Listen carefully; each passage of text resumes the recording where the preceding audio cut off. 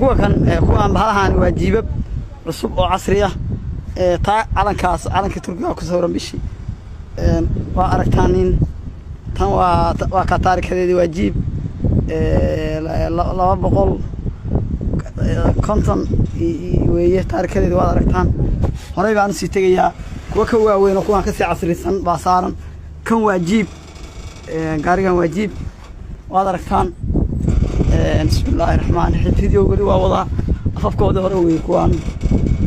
waa afafkooda hore saanad military oo dhameystiran buu wadaa naw gudihiisa maanu galin laakiin oogadiisa kan waa dabdamis cusub weeye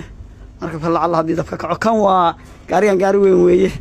laba noociisa calankaas ku sawiran waa aragtaan waa bahal dhameystiran cusub oo casri ah weeye horay baan aadaya taasna waa aragtaanin tana waa mid tan nooceeda oo jiibka waa aragtaan